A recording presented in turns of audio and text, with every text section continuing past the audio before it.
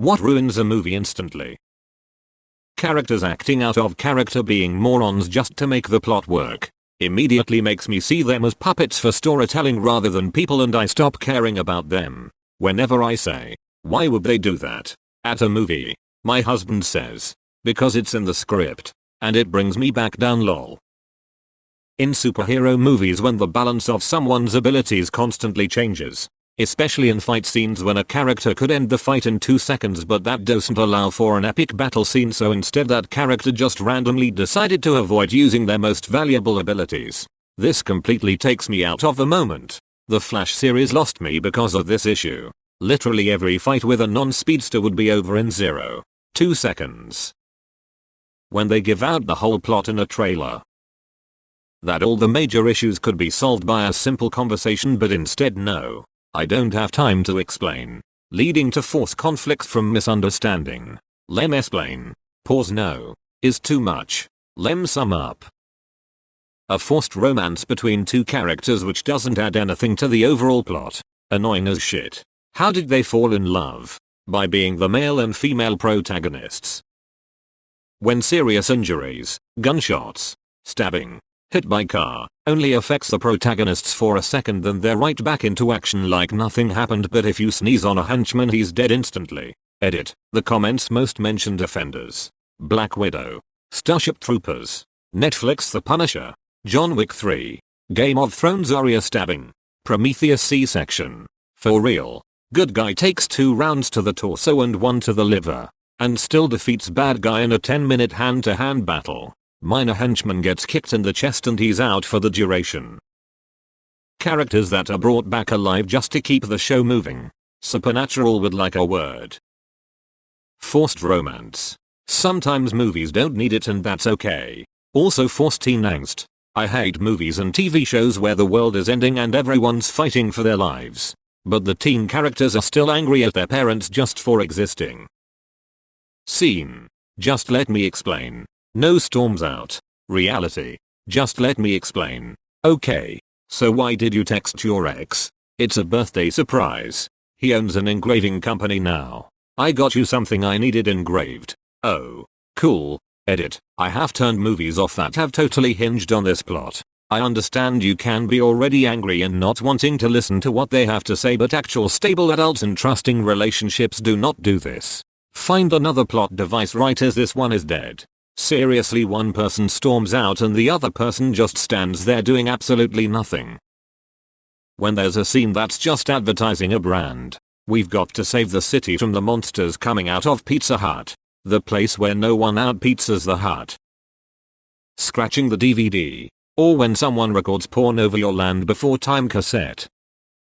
Heavy makeup and perfect hair. How am I supposed to enjoy a post-apocalyptic movie when the lead actress looks like a beauty pageant contestant? Drives me insane. Showing and then telling anyway, treating the audience like idiots. Or when the big reveal happens, and then they have to give you flashbacks to the other moments in this short movie that foreshadowed the reveal. Poorly fleshed out character motivation and intelligence, like an astrobiologist illogically taking off their protective gear on an alien planet. A real astrobiologist wouldn't do the one thing you're absolutely not supposed to do. And now they're infected. And it was just a lazy way for the screenwriter to get from point A to point B. Poor communication between characters when setting up or resolving conflict depends on characters illogically choosing to withhold information from each other. Because there's no time, or I'll explain when we get there. More lazy writing. The older I get, the more it takes me right out of the story when lazy writing shows through. Prometheus or Alien Covenant? Alien Covenant was even more dumb because they didn't even bother with helmets. I guess their ship scanned the entire atmosphere, or something. Breaking the rules they set. The rules of your universe can be as batshit as you like, but once established they should be followed. If an established rule is broken, characters should at least notice that shit isn't right. Whispered dialogue. Ear-shattering action sequences. When you can't hear what they are saying, so FFS can't follow the plot, and the next minute your ears are bleeding from gun noises, fighting, yelling, or anything loud. WTF do they do that for? I used to hate subtitles, but now I basically can't watch anything without them. When people figure out someone's password in literally no time. When they look at various things around the desk and that clues them into the password. When the heroes survive an overblown car crash that would have crippled or killed most people, only to walk away with a scratch. It's not very realistic. Even for an action movie. I particularly like Jason Bourne falling down an elevator shaft and walking away because it's okay he landed on top of the bad guy. Firing more ammo than the gun actually holds without reloading. Cockies in sun visors. Hacking a protected computer system in seconds. Black background with green letters and numbers. And then a loading bar pops up that loads to 100%. Okay, I'm in, guys. Can't say much for other people, but shaky cam. The later Jason Bourne movies for me were completely unwatchable because I couldn't tell what the fuck was happening. Another personal thing that takes the wind out of some movies for me is when they crowbar in the title of the movie towards the end. Edit, I just remembered. As a horror fan. Poorly explained monsters that have no rules. I am specifically talking about Bird Box where the monsters can seemingly do anything and everything. And when they have about 10 shaky cams they flick between every half a second so you only see flashes of the fight. When they whisper a super important point of the story, and you miss it and feel confused for the rest of the movie. You mean when the dialogue is 6 decibels so you turn it up and then the next random explosion at 387 decibels wakes up your neighbors and makes your ears bleed? When you know an actor was chosen for the role for their fame and not for the casting. Edit, fixed a word. But holy moly, it seems like lots of people also hate this. Hear that, movie studios? We hate this. This is killing the careers of genuine voice actors. I don't want to spend the entire animated movie trying to figure out which characters Dwayne Johnson, Chris Pratt, Rihanna and Ryan Reynolds are voicing. Just give me genuine, good voice actors who aren't just using their everyday fucking voice. Edit. Seems a lot of people agree, although perhaps unfair for me to include Pratt and DJ since they're not half bad, even though they already get more than enough work elsewhere. We'll just replace them with James Corden, who I think we can agree is an insufferable turd. Cringy dialogue. Takes me right out the scene. In fact, I want to leave the scene. When it's some super spy badass movie and the protagonist meets a new character. I know you. 16 tours in Iraq. Special forces. 200 confirmed kills. When the trailer explains the whole fucking story. Shitty theaters making their own spoiler heavy banners with Photoshop. When someone tells you spoilers, fuck you Ethan. Cringe script. Yeah, fuck Ethan. The simple stuff that would never really happen. It doesn't ruin the entire movie. But the scenes where one spouse will wake the other by hitting them in the face with a pillow. Then the one that got woken up says okay I'm up. Then chuckles and everybody's happy.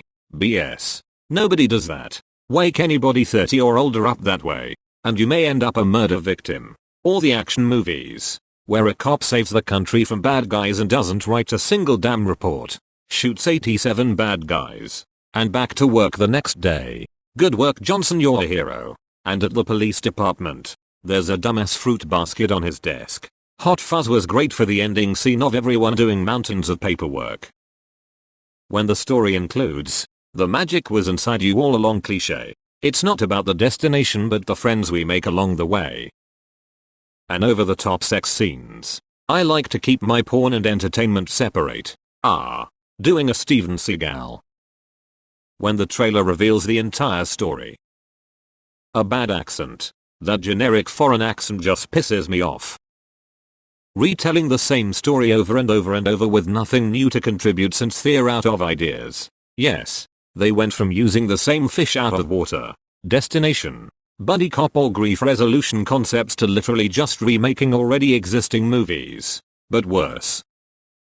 When the villain is just bad for no reason whatsoever. Or when the villain is super smart but the hero defeats him super easy.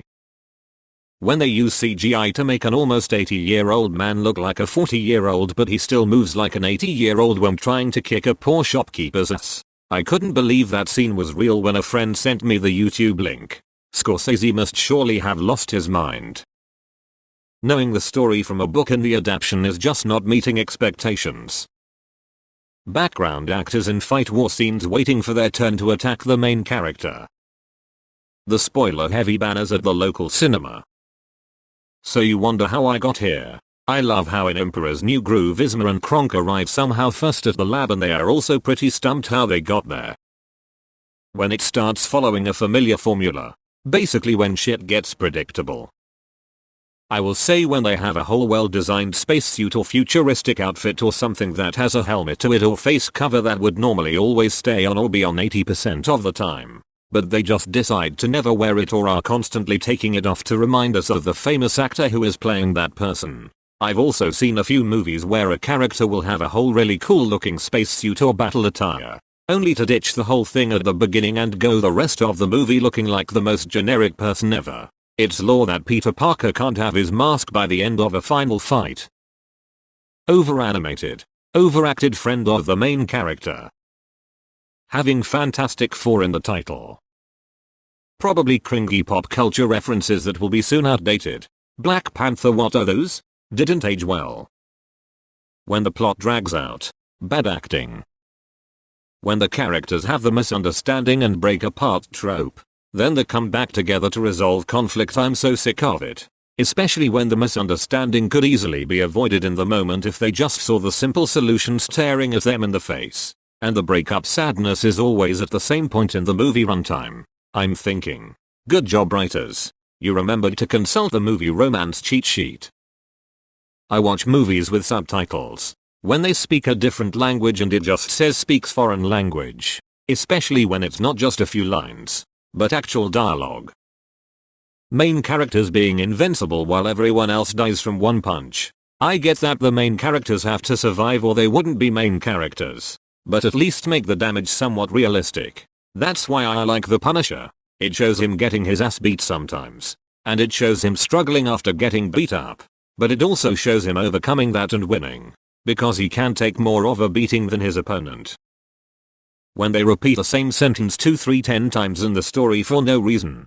Just to have a kind of motto. I just want to tell you both good luck. And we're all counting on you.